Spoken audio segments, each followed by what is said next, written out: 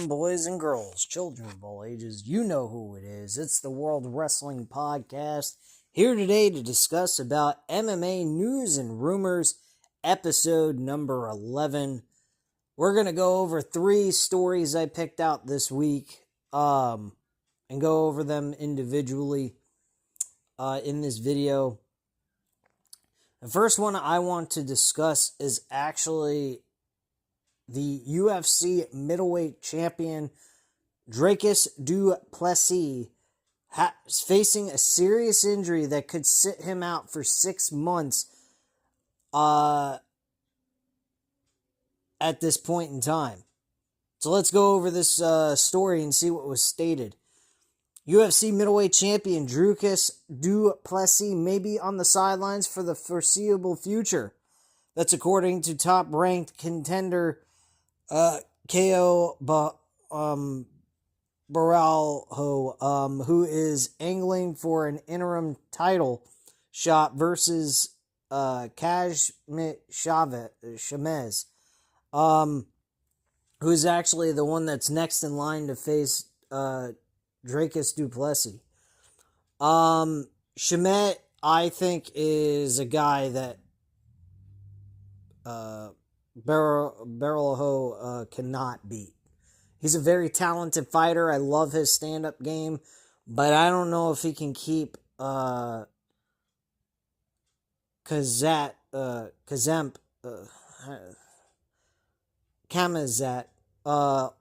from taking him to the ground, honestly.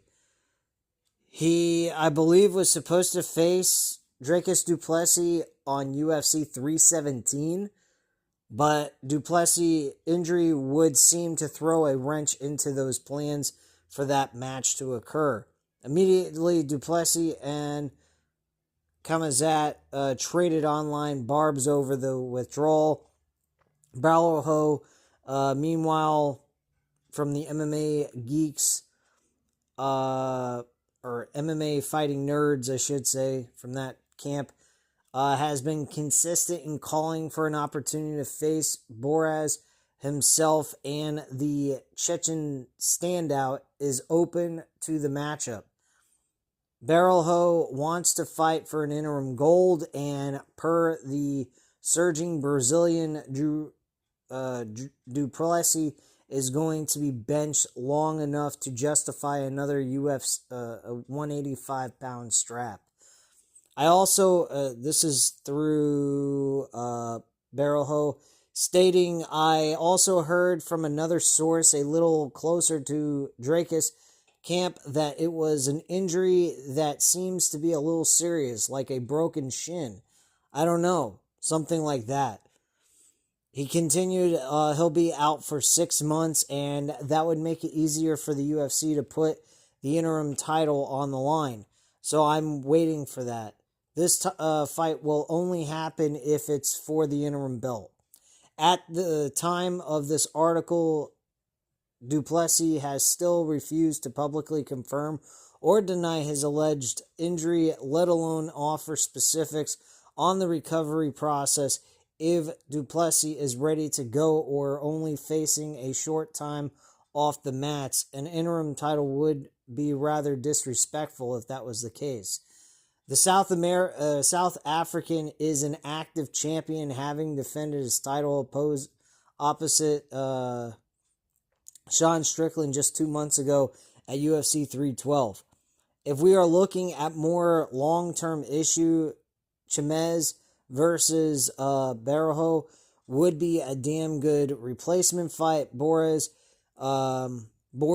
has been widely hyped for years now and has been an absolute terror in his short middleweight career, whereas Borralho is undefeated 7-0 inside the octagon and riding the massive momentum wave of the Fighting Nerds. So my attitude is, I think that would be an awesome fight, but I think Chimaev, Khamzat will definitely win the fight. I've seen the way this guy is. He's a wrestling machine. Brutal dude. I don't think too many people can stop him. The only person that really could have a chance of beating him is Dracus du Plessis. So yeah, I don't know if Barajo would have the definite shot at beating him. But if du Plessis is out, this is definitely something that would be interesting to occur. Now, I'm looking up right now the actual confirmed statement by Dracus du Plessis today at 8:20 a.m. today. There was an article released. Du Plessis is setting the record straight about his health and upcoming bout status. Rumors have swirled this week regarding a potential injury of the UFC middleweight champion, with the potential title challengers Kazmet Chimez and Caio Baralho calling du Plessis out for allegedly not being available to defend his belt. Du Plessis responded to the rumors in... Oh, fuck. Sorry, got this misplaced here. Responded to the rumors in a statement released to social media Thursday. So everyone had their opinions and rumors and stories about a shin break and injuries and etc. I found it all very entertaining. Unfortunately, none of it is true. Myself and UFC already discussed a fight date and opponent. The June fight was never signed. I did not pull out of any fight. I am the champion. I know when I fight you as a contender. Just show up when we tell you to. And the fight announcement coming soon. Stay tuned. So Dracus du Plessis was not actually injured, thankfully. I like Dracus du Plessis. I think he's an entertaining fighter. Not your traditional fighter. This guy is wild in the octagon. Very good wrestler. And he's got knockout power ability. If you got ability on the stand-up and on the ground game, you got something going for you in MMA sports. And even if you can't do well on the ground, but you can defend the takedown and fight standing up very well, then you got a hell of a shot at winning fights in the UFC. But having a wrestling background as well as good fighting, good stand-up fighting skills, I think is very good for a fighter to have, because if they have both aspects of the fight game in UFC or MMA in general, they have a high probability of winning their fights more often than not than losing. So yeah, I have to say that this situation with Dracus du Plessis is good to know, and I'm glad to know that he's not injured. I mean, granted, Barrero and Chimez would be an awesome fight. I just would hate to see that occur just because du Plessis got injured. And thankfully that was not the case. Nothing major occurred. And he is just waiting for an actual announcement of him, who he's facing and when he's defending the title. So that only time will tell on that. But I look forward to that, and can't wait to find out who Dracus du Plessis' next fight is going to be against. It should be Chimez, I think. But apparently it wasn't even signed yet. But there was rumor about the fight actually going to be taking place on UFC 317. So we have to wait and see what happens with that. But thankfully, the UFC middleweight champion is not out with injury. That would have really sucked. Next thing I'd like to go over with you guys is actually Belal Muhammad. Kind of not impressed that Ilia Topuria is getting an immediate title shot against Islam Makhachev, because Islam Makhachev doesn't have much to gain from this. I disagree. I mean, you're building a legacy. You're building a career in the UFC. Beating one of the top tier talent in the UFC, which is Topuria, from the featherweight division, moving up to your division, and literally you beating him senseless and walking away with a victory showing dominance, that is a lot you're gaining. You're showing that you're the absolute fucking best in this division. There ain't nobody that's going to be able to beat you, touch you, or do shit to you. And I don't know what Belal Muhammad is talking about here. I honestly think he's worried that Makhachev ain't got a shot against Topuria, or he's just jealous because he probably thinks that he wouldn't be able to get that same opportunity if he moved up to another weight class. And the bottom line is, Belal Muhammad, I'm sorry to tell you, bro, as a middleweight champion or a welterweight champion, I ain't all that much impressed with you. You haven't been all that active. Makhachev has been active. Topuria has been active. You have not. I think you had one fight last year. Topuria had 2. Makhachev, I think, had like 2 or 3. And, I mean, I can go on Tapology and check out their stats between the 3 and see which guys have been active from last year up to now and compare the 3, but I don't think Belal Muhammad has been all that active, in my personal opinion. But we'll look him up first. Let's go to Belal Muhammad on Tapology.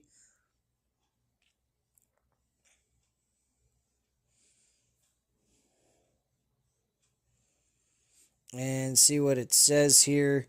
But to be quite frank with you, I have not been impressed with Belal Muhammad at all when it comes to activity factor. He's also 36 years old. My gosh. I mean, he has an impressive record in the UFC with a 15-3 record. Granted, that's not shit. That's pretty damn good. Yeah, his last fight he had was one time, July 27, 2024, when he beat Leon Edwards, and has not defended the title not one time during that run until now on May 10th against Jack Della sorry, give me one second. Maddalena. Jack Della Maddalena. Who is 17-2. He's 28 years old. And this guy's 7-0 in the UFC. And he thinks he's got... he thinks he's going to just have a cakewalk here. Or whatever. I don't know. But he's been out of the fighting game for almost a year. He's 36 years old. He's going up against a young upcomer who's 28 years old. Has about... I'd say about 7 to 10 years worth of time left on the shelf that he has to fight. I mean, granted, if he takes good care of himself, he's not getting, big ass close nail biters where they're both pounding the shit out of each other, him and his opponent, throughout the history of other fights that he has in the future. But if he's able to take care of himself and be the absolute best at what he does, he should be able to beat Belal Muhammad. I think he's got a shot at winning this, but I wouldn't dare bet on it because Belal Muhammad, 15-3, that's a lot of experience. And we've seen guys that go ahead and even if they're in their mid-30s, they still have the capabilities of beating the young kids. But that's got to be guys that are at tier level that have been facing top-notch names and shit. And, he wouldn't be the champion if that wasn't the case. So, just saying.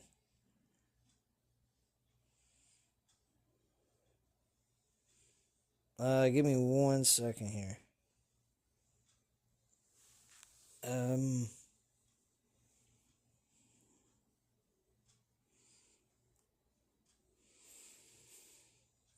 But yeah, let me just take a quick look here at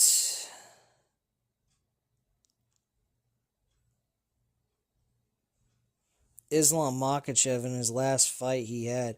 Makhachev is 33 years old, 16-1 in the UFC. The guy's fucking unreal. Yeah, I mean, he's faced... Yeah. He's had like 2 fights. But within that year period, he did have 2 fights. He won at UFC. He beat Dustin Poirier at UFC 302. and one at UFC 311. So within a year span, he's at least had 2 fights between 2024 and 2025. Fought on June 1st of 2024, and then fought on January 18th, 2025. So he's been a little bit more active than Belal Muhammad. And he's also had 4 title defenses. I mean, he beat Charles Oliveira on October 22nd of 2022 at UFC 280. So, I mean, he's been active and beating very high-end top names in his weight class. So, I'll just be honest. I don't know what the fuck Belal Muhammad is smoking. I don't know why he would be upset with Topuria getting a shot for his title outside of jealousy. But Makhachev has just as much to gain as Topuria does. Makhachev has got an opportunity to beat one of the absolute best that out of nowhere jumped way up into the top tier and became a champion in the featherweight division, which, by the way, is not some easy thing to do. It's kind of hard. Featherweight division is a pretty good competitive division. So, for Belal Muhammad to feel that way, I don't know, man. It's kind of weird. Belal Muhammad knows better than most how much work it can take to earn a UFC title shot, so he doesn't understand why Topuria is getting a pass after willingly giving up his featherweight belt to move up to a new division. Ever since declaring his intention to move to 155 pounds on a permanent basis, Topuria has been calling for a chance to face reigning lightweight champion Islam Makhachev, even saying the UFC promised him that opportunity. Makhachev fired back by pointing out he already faced criticism for 2 wins over ex-featherweight champions like Alexander Volkanovski, and knocking off another 145-pounder wouldn't do much for his legacy unless Topuria clearly established himself as the number 1 contender first.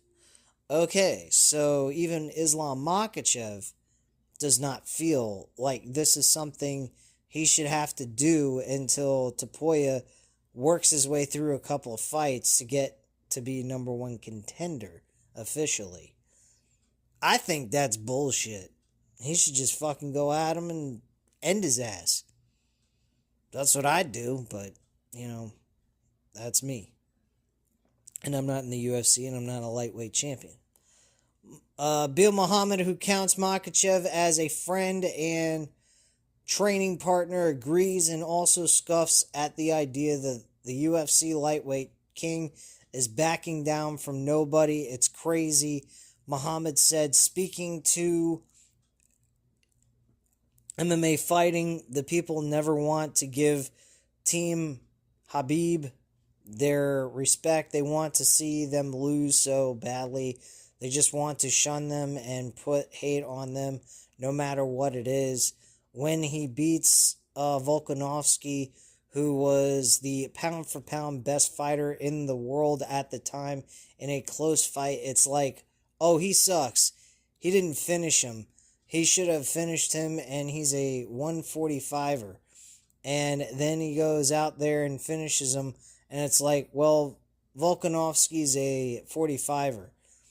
So now Topuria, I think he's a little bit smaller than Volkanovski. He's going to move up, and if Islam dominates him, then it's, oh well, he's a 45er.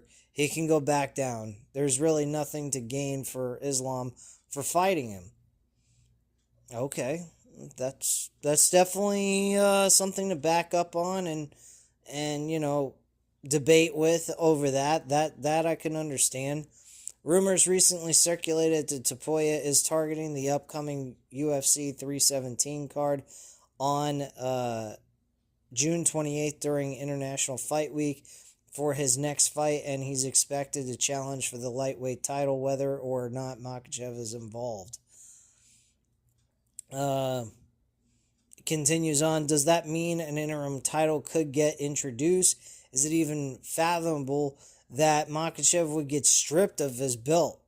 Neither of those options are appealing to Muhammad, who recognizes Makhachev as the top pound for pound fighter in the sport right now, and the kind of fighter who has one of his quotes immortalized at the UFC Performance Institute for his willingness to take on any and all challenges. When Islam said he let him fight somebody else, earn it, he's not saying I won't win or I won't fight him. He's saying let him earn it, Muhammad said. We've had to deal with this already. People are already shunning my resume. They're hating on me no matter what. So let him go out there, beat a Charles Oliveira. Why would it have to be for a title? You vacated your title. You wanted to move up on your own. You don't want to cut the weight. It's not like you defended the belt 10 times at featherweight or 5 times. When Volkanovski did it, he already beat everybody there. He earned his shot to move up.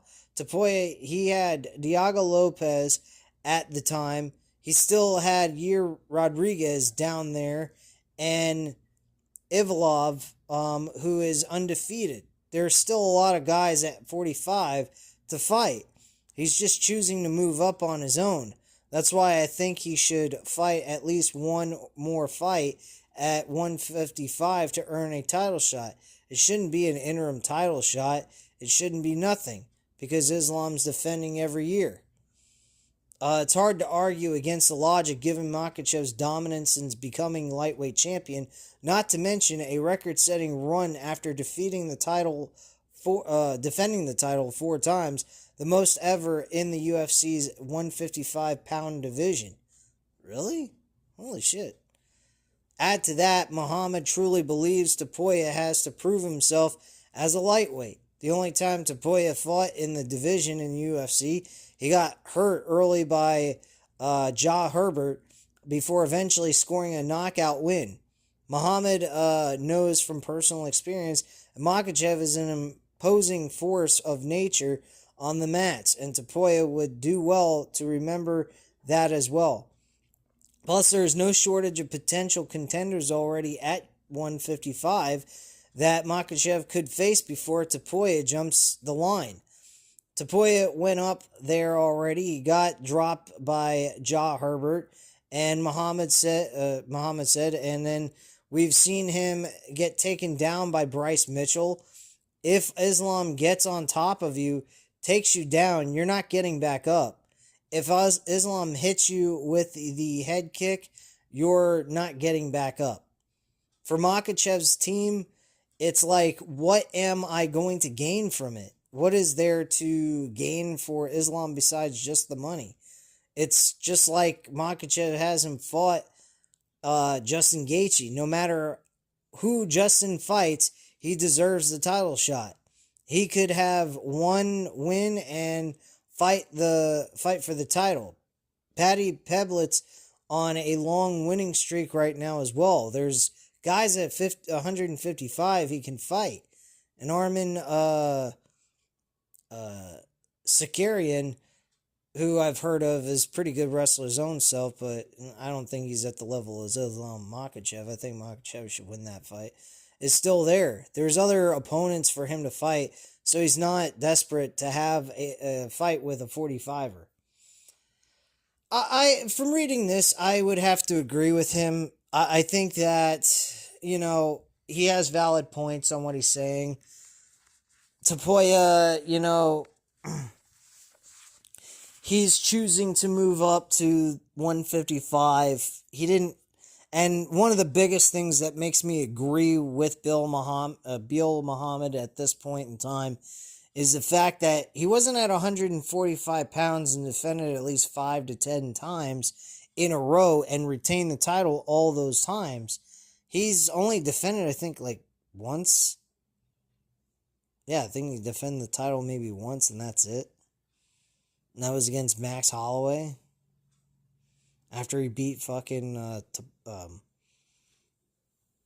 Volkanovski.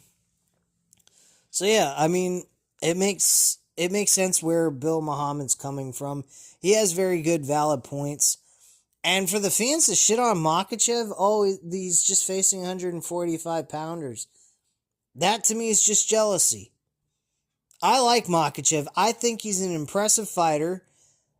If people don't like him because he's not entertaining, I'm sorry to tell you guys, and I've said this a million times on these videos. This is not professional wrestling. This is not sports entertainment. As much as Dana White wants his fighters to be entertaining in these fights, they got to do what works best for them. If the best strategy is to win the fight based on what they got to do, even if it's not entertaining, that's what they should be doing. These fans come out here and they don't really have love for this sport. They want to just see blood, gore, and people getting hurt. The people that want to just see that, take your expectations a little bit lower. Because you're not going to see that every fucking fight. Some fights are technical. Some fights are strategic. People plan their fights out in a way of helping them win. Some fights, they have to keep the fight on the ground in order to have the best advantage over their opponent because they're not as good in the stand-up game, so they take the fight to the ground, and if they can get their opponent to the ground, that's where they keep it. And sometimes those fights are not fun to watch.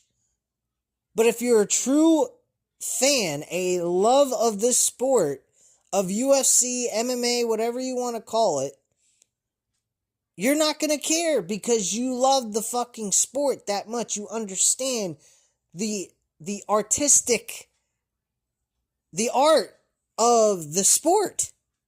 There is an art to every sport that you watch. And if you get bored of that, well then guess what? Then there's just something that's not connecting with what you're watching with this sport. I don't know. I used to be one of those people. I used to go in and out with UFC. I used to not care to watch it. Sometimes I'd stay on it for a while and then stop watching it again because I get bored. I have learned what's made it fun for me is predicting the fights, predicting the winners of each and every fight on Tapology, betting at least one fighter per card so I don't have to stress over winning every single fight that I bet on. Because when I originally started doing the betting, I would do like 3, 4, 5 different fighters in a card, and I'd at least have 1, maybe 2 fighters lose in my picks, and I'd be like, shit, I lost too much money. Now that I've taken it where I bet like one fighter, maybe do a 2-leg parlay on UFC because the odds are a lot better than boxing. I would parlay a 2-leg parlay, but generally I like to stick with one fighter and that's it and be done for the week. That's how I've been doing this. And yes, that makes it fun, but I've also been able to sit through an entire UFC card and still enjoy the fucking product. Why? Because I enjoy this sport. I love watching this sport. I had a hard time connecting and understanding it, but now that I've learned and understood how this fight game works, I'm grasping it, I'm understanding it, it's fun to watch, I'm learning as I'm watching it, and I'm just having a blast enjoying my Saturday nights if I'm having nothing to do and watching a full UFC card. I try to watch every single week, but if something comes up and I do something with my wife or friends or whatnot, and it's not involving UFC, I'll watch it during the week because I'm not passing up missing a fucking thing that occurs on UFC anymore. I love watching this shit. I make money off of it, and I enjoy the shit out of it. And it is so much fun to learn and understand, and it is so much harder than boxing. Boxing, boxing is not easy either. Because boxing, on the other hand, you may not have to worry about multiple different things that go on in the match, but you only have limited choices on how to do your offense. So, You have to have good footwork, good hands, keep your hands up at all times, and prevent very limited amount of punches to connect, because if they do, you could end up getting hit and to the point where you get knocked down or possibly knocked out. And you're fighting longer amount of rounds. You're doing like 10 to 12 rounds based on what you're fighting for, whether it's a title shot, main event spot, for a title contendership, or just a regular fight which goes 10 rounds. So there's drawbacks, there's things that you gain from boxing compared to MMA, but still at the end of the day, they're both hard sports, and you have to have a good strategy to it. I think as a person like myself learning the sport, I have a better understanding with MMA than I do with boxing. Boxing as a viewer is harder to kind of like understand and grasp as it comes to strategy ideas than it is for MMA, because MMA, it's real simple. You're either real good on the stand-up, where you're boxing, kickboxing, Muay Thai type of shit, and then you got your wrestlers, jiu-jitsu fighters, guys that grapple very well, shit like that. You got a mixture of that in your game, or you got it all. You got a high probability of winning most of your fights. So that's what makes it easy for me as a fan to understand the sport.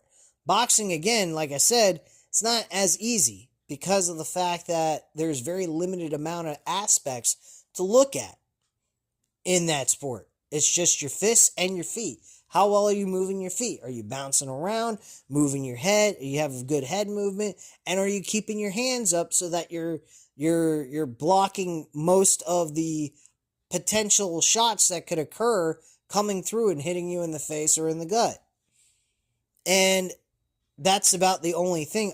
I need to learn about boxing a bit more to really bet on it, because betting on boxing, it's a lot harder because you have to parlay every fucking time. Most of the time you have to parlay. You can't bet the same kind of odds that you do at UFC with boxing. Boxing is just different animal.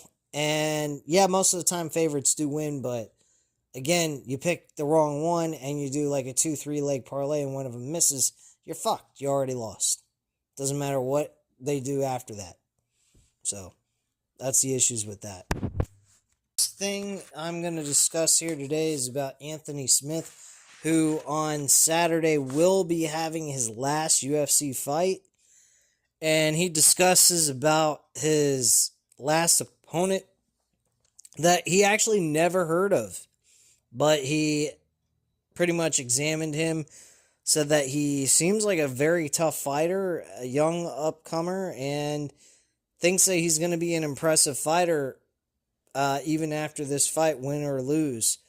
So this is what it states. The former UFC lightweight title challenger Anthony Smith returns to action for the final time against Chinese knockout artist Zhang Mengyang at UFC Kansas City this weekend from the inside of T-Mobile Center in Kansas City, Missouri. Indeed, Smith will make the walk one more time to the world-famous octagon against a relative newcomer, nobody compared to the elite fighters he competed against over the last 7 years. Remarkably, Smith admitted he didn't know who Zhang was when UFC matchmaker Mick Menard offered the matchup. These things go two different ways. You get a young, upcoming monster, or you get a legacy fight with another aging guy. Typically, it's the former, a former champion or a former challenger for a UFC title belt. Smith said on ESPN's Good Guy, Bad Guy, I expected it to be someone young, but I had no idea who this kid was, and it's not me being disrespectful. I just never heard his name before. Lionheart expressed relief at avoiding an easy final opponent. I'm happy that he is as tough as he is. because I would have felt weird coming in here fighting the ghost of somebody else. Smith told reporters at UFC Kansas City Media, I didn't want an easy fight. I never asked for an easy fight, so I'm happy that this guy will go on, win or lose, to have an incredible run and a career in the UFC. I think it'll age well when it's all said and done. Smith already fought the ghost of someone back at UFC 225. Nevertheless, the soon-to-be 60-fight veteran will definitely have his hands full as he takes on Zhang, who holds a 100% finish rate with all of his wins coming in the first round. That might be a problem. It may be a problem, and I think that has to do with the fact that he could end up, tiring himself out early. I mean, Anthony Smith is an experienced fighter. Don't get me wrong, though. He is an aging fighter. A guy at his having his last fight anyway. For Smith to go out being knocked out in the first round, I think is hard to believe. But this is all depending on Zhang's ability for stamina. If he has good stamina, he's not going to have any issues with Anthony Smith. Anthony Smith had one victory in the last, I think, 5 or 6 fights. And he hasn't been doing well ever outside of that one win that he got. But to be all honest with you, I think Anthony Smith is probably going to end up losing this fight more than likely. And I think Anthony Smith was a great fighter in the lightweight division back when the light heavyweight division. Back when he was around in his prime, the light heavyweight division was actually a hard division to compete in and try to win a title in, especially with John Jones being the champion there. Yeah, it leaves a huge problem trying to get to that title, since there's only one championship that each division can compete over. So it makes it kind of hard.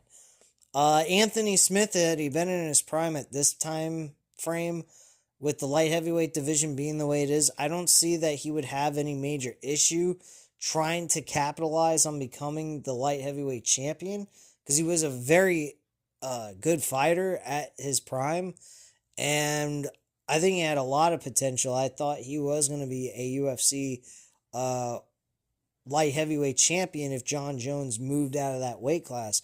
But by the time he did that, Anthony Smith was starting to fall apart, and his career pretty much went right in the toilet because he was out of his prime at that point in time. So I hope he has a good performance. For his own sake, even if he doesn't win, I hope he lasts all the way up to the decision. I hope he at least does that. He could go out with his head held high if he loses by decision. I think that's the best way. If you're going to lose in your final fight, you might as well go out, with some a little bit of dignity, I guess you could say. If he makes the fight incredibly close and it becomes a split decision, that's a hell of a fucking way to end your career, especially on the back end of your career where you're not in your prime anymore. You've been on a bad losing streak, and you actually have a very competitive fight with this young upcomer who's, being projected to be a top fighter in the weight class that they're in. So yeah, I think that this would be great for Anthony Smith if he could at least pull out to last all the way to the decision, not get knocked out or anything. I think he's got the capabilities of doing it, but will it happen? That's all depending on how the fight goes. So we'll have to wait and see what happens this Saturday. I'm looking forward to it. This UFC fight card on ESPN Plus looks pretty damn good. And yeah, I'm pretty stoked about it. I have already locked in 2 fighters in a 2-leg parlay. Damian Blackshear and let me see here. I think her name is. She's really good, actually. 9-1 record, And she's definitely got a high probability of winning the fight. More than likely, I think. That's all depending on how things go. So let me just take a look here real quick. Main event's really good. Looking forward to that. Her name's Jacqueline Amorim. She's going up against Polyana Viana. And she's 13-7, so she's not all that great. She has a decent record, but she's not great at all by any means. And she's 32 years old. She's 4-6 in the UFC. I don't think Jacqueline is going to lose this fight, being 9-1. Let's see what Jacqueline's record is in the UFC. She's 3-1 currently right now. Her first loss was against Sam Hughes. Sam Hughes is a tough, gritty fighter. After that, she's beaten every fucking person she's faced. Vanessa Duplessis, or Vanessa Diplopoulos, she had a good record, and whatnot for a while, but she ended up taking too many L's. She's like 5-4 in the UFC, but she was doing really good at first, and she just kind of fell off the hinges later on. So, I mean, but she seemed like she was going to turn out to be good, but she unfortunately turned out and lost several fights back to back, and so on and so forth. So, I think Jacqueline should pick up a victory. Damian Blackshear, he should win his fight. I don't have too many concerns about him by any means. He's already had a fight recently and won. So I can imagine that is going to turn out to be a W for me on this bet that I'm doing. And I may put another bet on another fight at near the like in the main card or something. I may do that possibly. I'm not sure yet, but I'll see. But currently right now, yeah, Damian Blackshear, Jacqueline Amorim, I believe both of them are going to win their fights. So that should be fun and nice little bit of change come my way without having to do a whole lot of work. Just examining and looking at the match card and seeing who I should bet on for that fight card. That's basically how I've been doing it, guys. So that's pretty much it. But anyway, guys, at this time, you know what to do. Hit the like button if you enjoyed this video. Hit the subscribe button if you're not already subscribed to the channel, and leave a comment down below. I'll definitely get back to you on that. Thank you guys very much for watching, and have a great night, guys. Bye.